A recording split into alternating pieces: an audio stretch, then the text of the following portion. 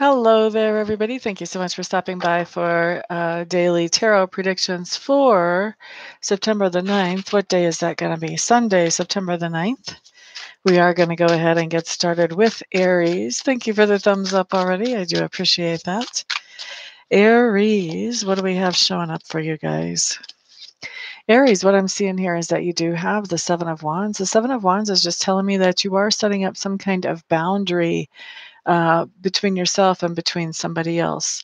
So this is just, letting somebody know that, you don't mind being in their life or whatever, but they're not going to be rolling all over you. They're not going to be pushing you around in some way. So you are just letting them know what they can really expect from your interactions with them. Okay. And it doesn't have to be like, overall like everything they can expect, but there's something where you are just letting them know, this is what you can expect. All right. So that's Aries. Next, we are looking at Taurus. Hello there, Diane. Glad to see you here, my dear. So Taurus for Sunday, September the 9th. Oh, wow. My calendar's saying we have a new moon that day. Ascend. Hello, hello. Glad to see you here, my dear. I knew we had one coming up. I didn't realize it was that soon. Taurus, Taurus. What you guys have showing up here is the World Tree in reverse. This just tells me that there's some kind of goal or accomplishment or target that you're trying to reach, and you're feeling a little frustrated in reaching that right now. There may be some kind of obstacle or setback that comes up, between you and that goal or target or manifestation. When we have that card in reverse, it doesn't mean that what you're trying to manifest or reach is not going to happen. It just means that there's a little bit of a setback. So you still want to keep putting one foot in front of the other, keep having faith, keep moving forward. It's just that it's just not happening right now. You just have to navigate the obstacles first. Hello there, Sherry Risinger. Glad to see you back in the room again, my dear. So Geminis are up next for Sunday, September the 9th. While I'm shuffling for Gemini, let me just remind you guys that if you would like to schedule a private reading with me or a recorded 1 or 2 question reading, or if you would like to schedule a Reiki session with me, all you have to do is check out my website, which is www.amista.info. It is in the description box below. Once you've gone to that website, you can see all the services that I offer, and you can also find my contact information. And you can get a hold of me, and we'll get you scheduled quickly, usually within 24 hours. So let's see what kind of card Gemini has for the 9th. Whoop, there it went flying. Right as I was asking. Okay, so Geminis, what you guys have is the 10 of Swords in reverse. If there's something that you've been wondering, Geminis, is this over or not? This card very, very, very clearly states it is not over. Okay, I have this card come up a lot of times for relationship situations whenever somebody's broke up or not talking or whatever. There doesn't seem to be a lot of closure, but there doesn't seem to be a lot of movement forward. In that type of situation, when this card shows up, this is not over. There is going to be more continuing on with that relationship. Now, this card can also, though, for those of you that it doesn't reply in a relationship type of way, this card can also mean that there's a situation that was one that created some tension or some anxiety. This could be a debate or an all-out argument that had been going on and that has been put to rest. At least as far as you're concerned, it's been put to rest, and you're thinking that this is over, past, behind you, not going to come up again. This card says that that situation or that disagreement or dispute will be rearing its head again, and you will have to deal with it again. So it's coming back up because it really hasn't been resolved in any kind of permanent way. And it's coming back up, and it's giving you an opportunity to resolve it in a more permanent way if you choose to, Geminis. Okay, so that is for Gemini. Next, we're on to Cancers for Sunday, September the 9th. What we have coming up for Cancers, Sunday, September the 9th.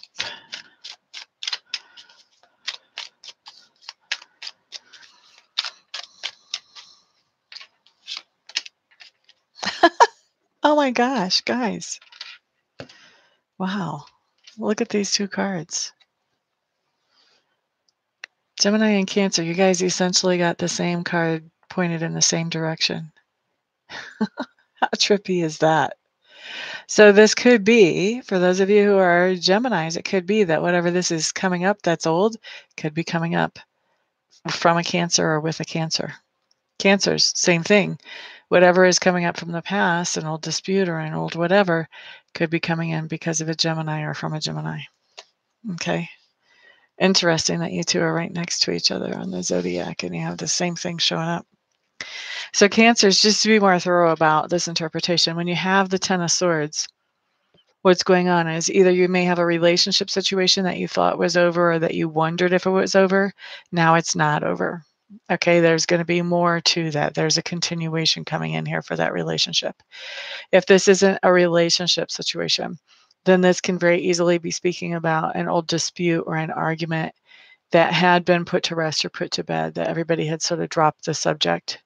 But this is coming back up with the Ten of Swords in reverse. This dispute or argument, this old tension is coming back up to be resolved because it's never been resolved in any kind of permanent way. Okay, so that's what I have for you, Cancers. Wow. That was trippy, even for me.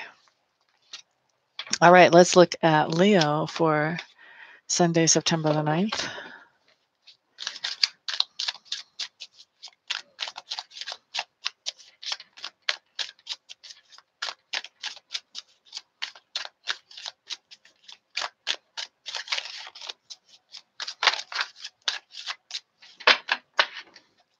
Leo, Leo, Leo, Leo.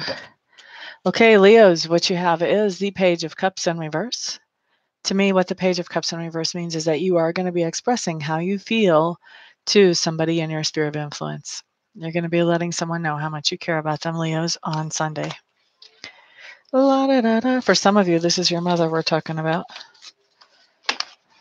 Strong impression of moms. Okay, so Virgos, you're up next. Happy birthday, my dears. So Virgos, this card is going to be for Sunday, November. Gotta watch me. Sunday, September the 9th. For those of you who are Virgos, if you would like to schedule a live reading with me, you can do so with a 25% discount. If you let me know that you're a Virgo, that is my way of saying happy birthday to you. So let's see your card, Virgos, Virgos.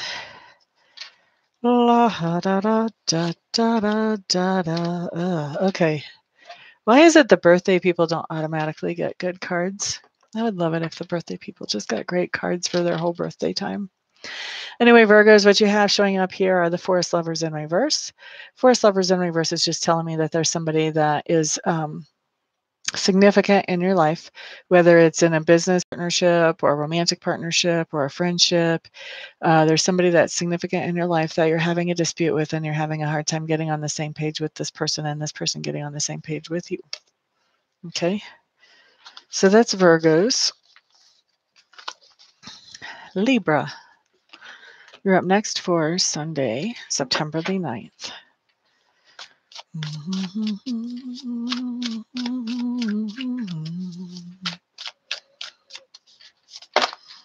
Nope, you guys had some cards fall. How many cards was that? Just a couple. Okay, we're going to take those. Okay, so Libra, the cards that you had fall are the Moon card and the Ferralt card in reverse. So I want to feel about this a little bit because I want to take this in.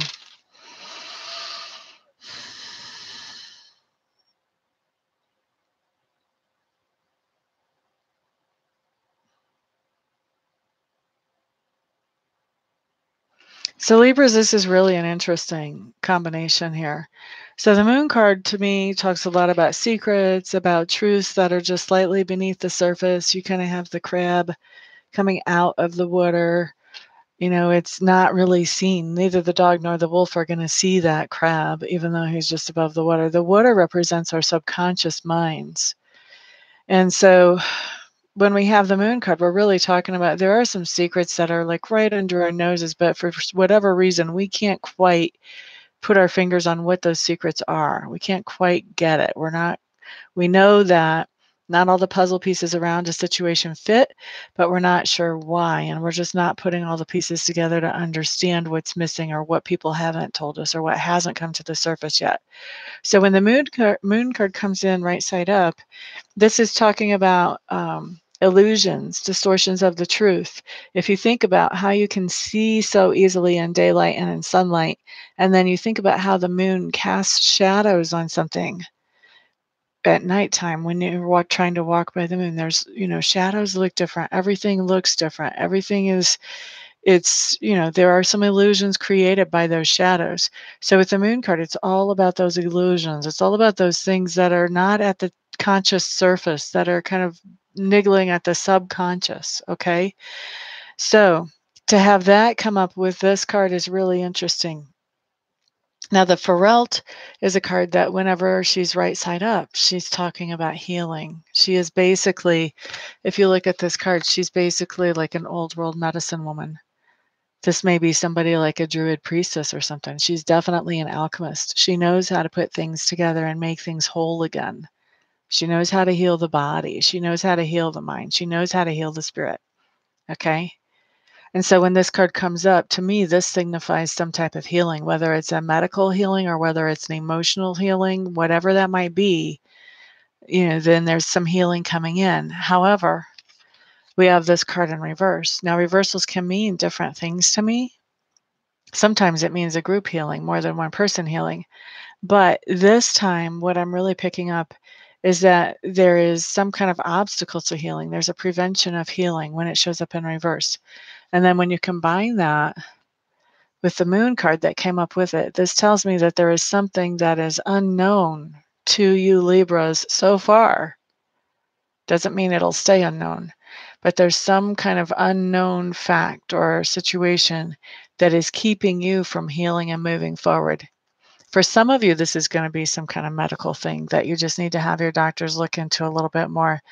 But I feel like for about 80% of you, this is more of an emotional relationship type thing that, you are,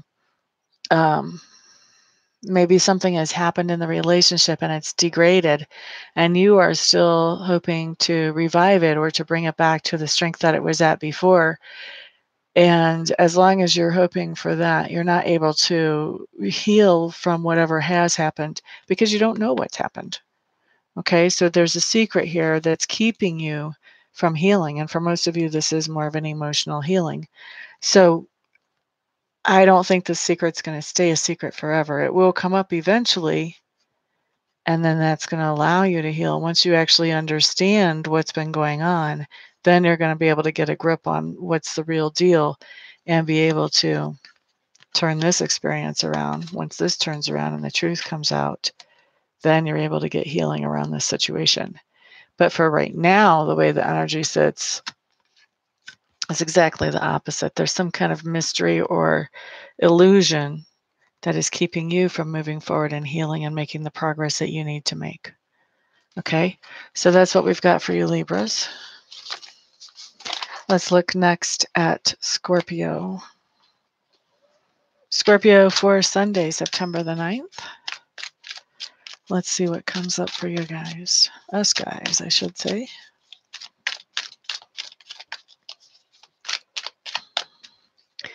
Okay, Scorpios. September the 9th, we've got the Six of Coins showing up in reverse. This means that we are paying somebody back. Maybe we're paying a bill. Maybe we're paying off a credit card. We're either paying somebody back and making a payment, or we could be paying something off. I actually have seen this card come up too, Scorpios. Fellow Scorpios, we have the Stinger. I've seen this card come up for somebody who was making plans to pay someone back for a negative way that they had treated my client. And this card came up to indicate that she was about to make a payback to this person instead of letting karma take care of it. If this applies in this way, then my advice to you would be let karma make your paybacks. Karma makes much better paybacks in situations like that than we could ever do. So just step out of the way and let karma do it. Because by making this type of payback, we're just bringing more karma on ourselves. So we'll have to be paid back. So step out of the way, let karma handle it if it's coming up for you in this way. And then for the rest of us, we're just paying off a bill or making a payment on a bill. Okay. All right. So that's Scorpios. Next, let's look at Sagittarius. Sagittarius for Sunday, September the 9th.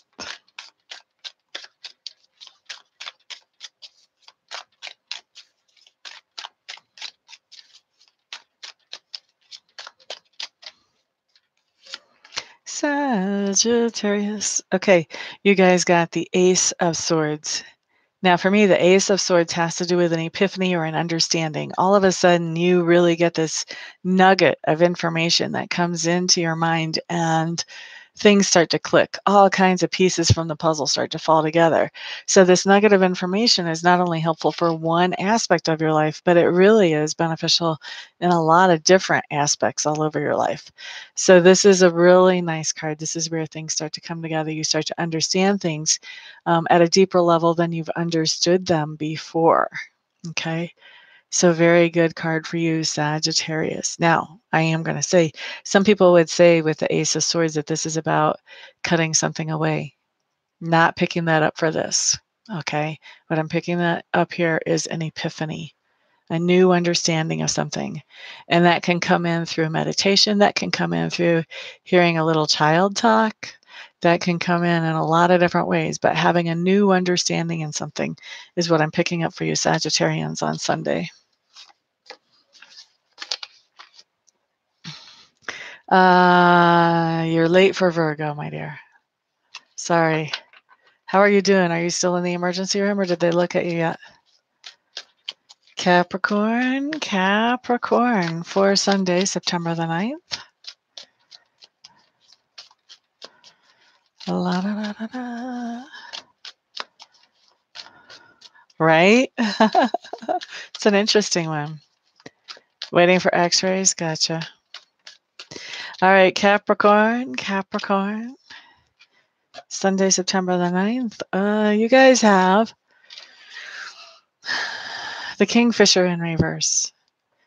Now, in this deck, the book that comes along with this really explains a lot about the Kingfisher and how the Kingfisher is really able to focus in on little insects and little things on top of the water and under the water. And so when he eats, he's able to focus on his target and he gets it like almost 100% of the time. So focusing, reaching goals, this is what you expect from the Kingfisher when he shows up.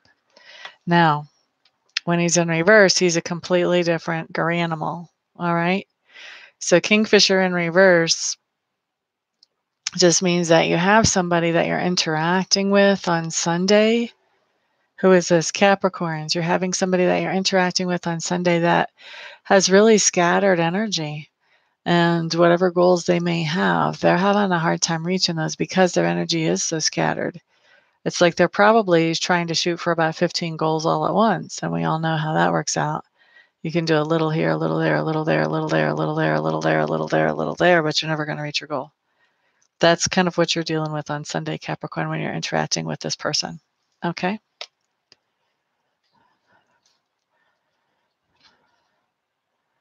There is an easy way to clear them and store them. I'll answer those questions for you at the end. Remind me, Yasmin. Oh, yeah, they will do that. Your tarot decks will talk to you in your dreams. If you're not getting enough sleep, you may have to set boundaries with them and let them know this is when I'm available for communication with you, and this is when you need to be quiet and let me do what I need to do. My first deck used to try to communicate with me while I was working, while I was sleeping, 24/7. Took me a few days to figure out I was going to have to tell them when they could talk to me and when they needed to be quiet. Okay, so Aquarians for Sunday, September the 9th. What do we have coming up for you? Okay. Aquarius. Three of Swords showing up for Sunday, September the 9th. This just tells me that there's something going on that is tugging at your heart. Now, for some of you, this could be talking about a medical condition, that there's something going on with your heart.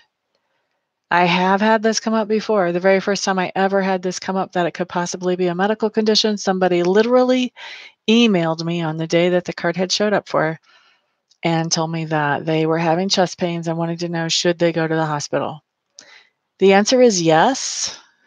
The answer is don't bother to email me. If you're having chest pains and other symptoms of a heart attack, or even if you're just having chest pains, especially on a day when you got a Three of Swords pulled for you, go straight to the emergency room. Don't question it. Take care of it. Okay? Now, having said that, this is not going to be something medical for the majority of you. Like, not 90% of Aquarians are going to have heart issues on a particular day. Okay? So for most of you, this is going to be more of an emotional tugging of the heart. All right? Something's going on that's making you feel sad on Sunday, Aquarius. Sorry. All right, next, let's look at Pisces for September the 9th.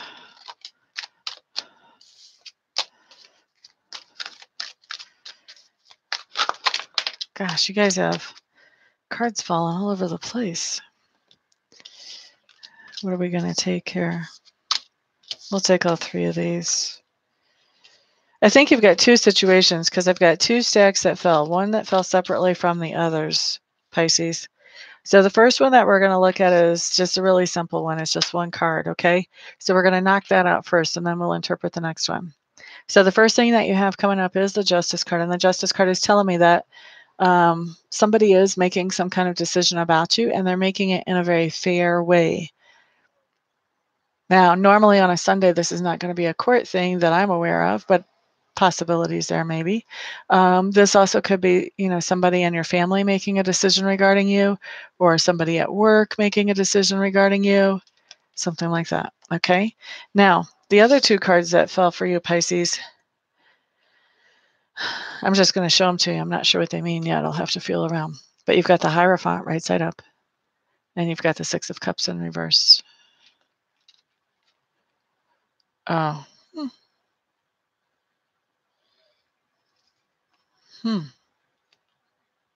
Now I'm looking at this other card too. Pisces, you may have an ex-husband or an ex-wife coming back and interacting with you on Sunday. And it may be you making this decision. Like, they may be coming back and making a play for you on Sunday. Hey, we were married before. We have a lot of history. Maybe we should, see if we can maybe put things back together. If this is you saying, no thanks, Jack. No thanks, Jackie. Been down that road. Had my ride on that merry-go-round. Dun, dun, dun, dun, dun. Okay. So I think a lot of Pisces, you're going to be hearing from ex-husbands and ex-wives.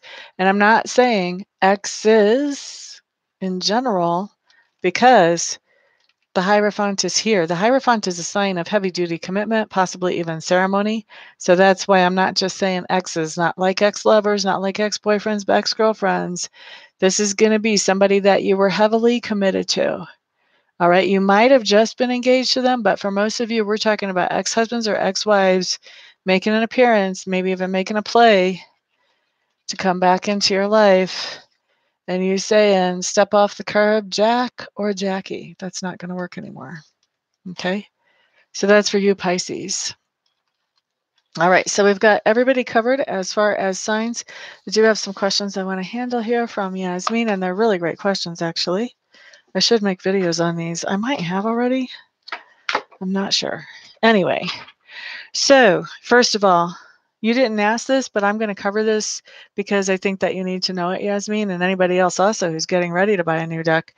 Your tarot cards were designed for divining, okay? They were made with the intention of being used as sacred tools for divining information. They are like the dogs that are bred to run the Iditarod in Alaska and Canada. They were bred to run, those dogs, and they don't like to stop. I actually got to witness I did a ride at a rest stop in Galena back several years ago in Galena, Alaska. When those drivers would pull in with those dogs, they would have a heck of a time getting them to stop, lay down, eat some food, and rest because those dogs wanted to run. All right. This is what your cards are like. Okay. They have their own energy, just like anything else has energy in it. And they have energy that comes from the people who created whatever deck you have. So they have the energy of the intention for each card because whoever creates each deck, they put a lot of thought into what these cards should look like and what these cards should symbolize. Okay, so they have energy from the creators. They also have energy that they picked up along the way that you want to clear. Energy from the publishers, energy from the people who touched these cards as they were being created, energy from the truck and the people who manufactured the boxes that these things were put in. So you want to clear all of that off. But there's a lot of intrinsic energy in these cards that is literally the energy of the cards. And so they have their own personality and they know what they're here for. They know that their purpose is to divine. So they are very much like the Iditarod dogs. They want to be used all the time. These cards don't get tired. They don't ever want to stop. And they will have personality. They will express things to you in a personality, just like a human would have. Some of your decks will be kind of smart-assy. Some of your decks will be kind of fun-loving. Some of your decks will be straight and to the point and ruthless in their message. It's all about the deck's personality, okay? So the thing about them, since they know what they were made for, is unless you tell them, shut it down, they want to talk to you. They want to tell you stories. They want you to understand things, and they will come at you and come at you and come at you and come at you and come at you and come at you until you can't sleep and you can't think, and all you can hear is the messages that they're giving you, unless you set some boundaries. So you literally have to tell your cards, set a ceremony with them. This is when I want for us to communicate. Any other time, I don't want for us to communicate. So the ceremony that I set with my cards is that whenever I clear them for the next reading, because there's clearing a deck of cards when it's new, and then there's clearing the energy from the last reading so that you have space for the new energy to come in purely for the next reading. And so I have a certain ceremony that I use whenever I'm clearing the cards from the last reading to get ready for the next reading. And my cards know that that means Amista's getting ready to work. She's getting ready to use me, whichever deck I'm using, because you guys know I've got several. And then they know it's okay to start talking to Amista now. All right. And for the most part, they honor that boundary.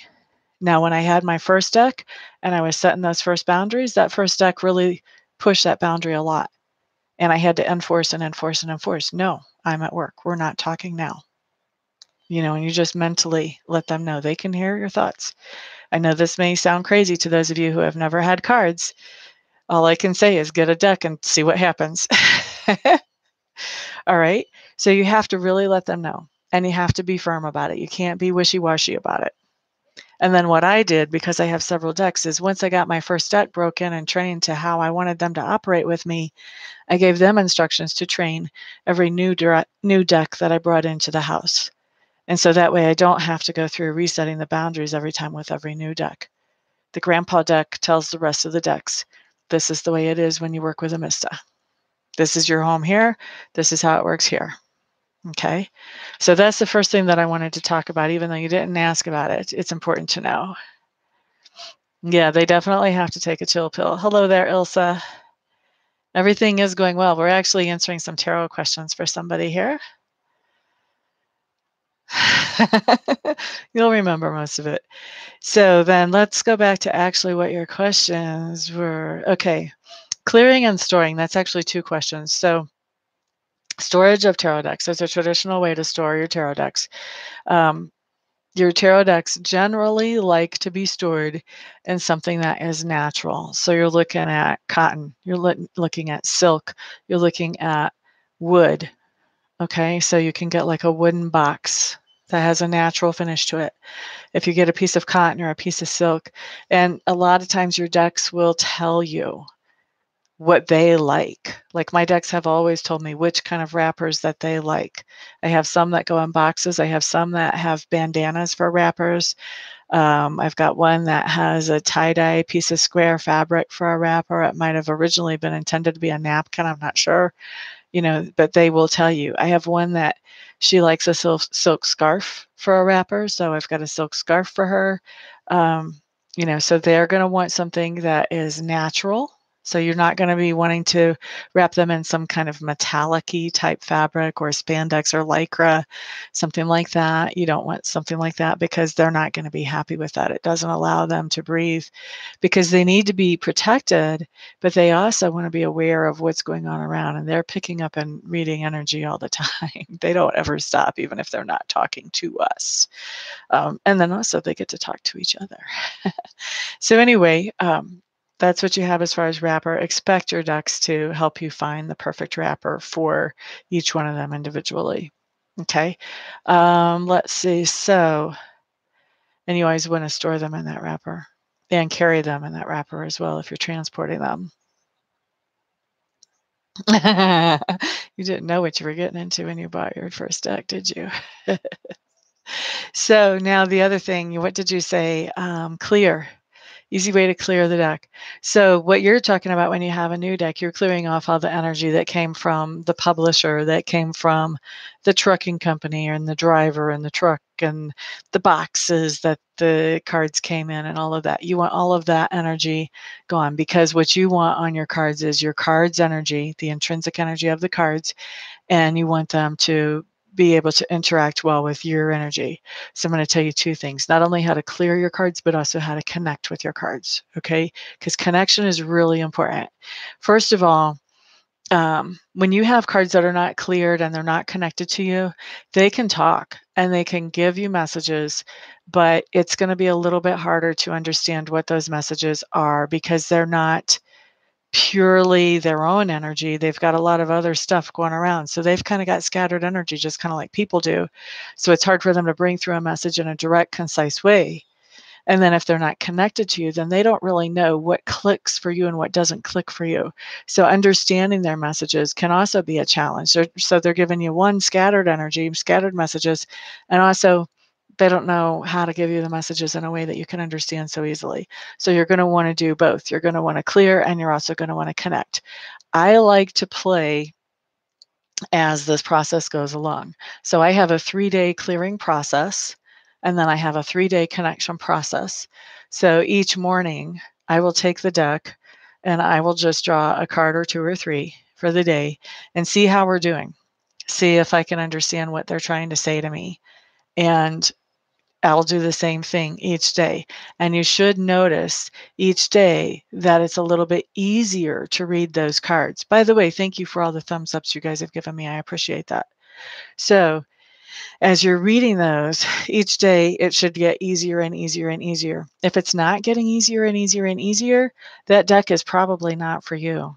The deck probably called you because it knows that you're the way for it to get to the person it's really supposed to go to. Okay. And that's a whole other story. But if this is a deck that really is for you, it should get noticeably easier each day. Now, as far as what I do for clearing, and you can come up with your own clearing ceremony, it really doesn't matter what you do. What matters is that you set the intention to clear the deck before you do whatever you do for your particular ceremony. But for me, for my ceremony, is I like to do, when I clear my decks, I will take, and I usually have a bigger one than this, but just to give you an idea, I'll take a round mirror. And when I've got this round mirror, I'll put salt on it. Now, in this case, because it's a smaller mirror, what I would probably do if I didn't have a larger one somewhere else, I would take this mirror and I would probably set it in a dinner plate. And then what I'm going to do is I'm going to sprinkle salt on it. A lot of people say sea salt. To me, it doesn't even matter. I mean, you can use iodized salt, doesn't matter. That salt is going to pull away any energy that is not of that deck. So you sprinkle the salt over the top of your mirror. You put your deck, you just set your deck outside of the box on top of the salt. And then you let that rest in your bedroom overnight for one night. Okay. So you let your deck rest on the mirror with the salt. For me, I like to use the mirror because that just reflects. And so it makes the power of the salt even stronger. Okay. So you're going to let that set for one night, pull off all the energy that that salt can pull off that's not intrinsic to the cards. In the morning, what you do is you dump that salt in the trash. You clean up your mirror, and then you set it all up again. Do your mirror, do your salt, do your cards. If you want to play a little bit with your cards before you set them back on the new fresh salt, that's the time to do it. Set them back on that fresh salt. Let them rest there. The next day, throw away that old salt. Maybe if you want to play and see if things are better with the cards, do that. Clean up the mirror, put out fresh salt, put your cards down again, let them rest like that for the third night. That's what I do. Okay, that's my ceremony for clearing. Now, the next thing is for connecting to your cards. A lot of people do this. I do this, and I think it works really well. I'll put my cards back in their box after they're cleared. Yeah, it's way easy. I'll put my cards back in the box after they're cleared, and then what I do is I put them under my pillow, and I let them sleep with me under my pillow 3 nights in a row.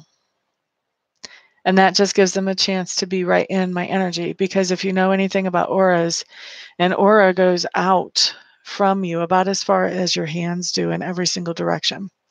So these cards are literally within my aura the whole time that I'm sleeping. So they understand my energy. That makes it easier for them to present ideas to me in a way that I'm going to understand whenever I'm reading them, because they are getting to know me, basically. So I do that for 3 nights. And after that, you should be connecting easily with the cards. If you're not, that deck isn't for you. Start having your eyes open for who that deck might actually be for.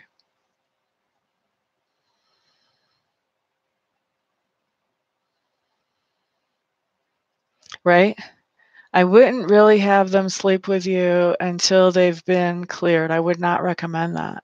Like, I'm not saying that that's a bad thing that you did that, but that's not what I would recommend, because you still have on them all the energy from all these places that they were before they came to you.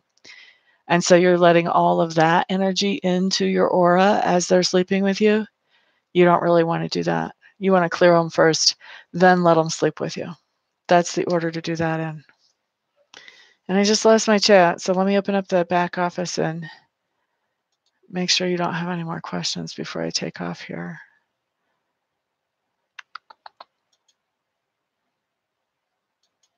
Here's my chat back, thank goodness.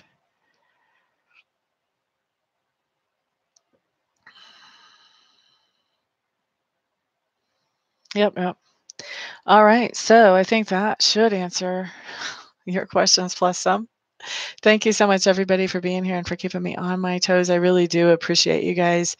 And I appreciate those types of questions, because I really do like to mentor people and help other people tune in. So thank you so much. Thank you also for sharing this video, for all the thumbs up, all the support that you guys give me. Thank you for getting readings with me and getting Reiki sessions with me. And everybody have a fantastic and wonderful weekend. I'll see you all in the next video. Peace out.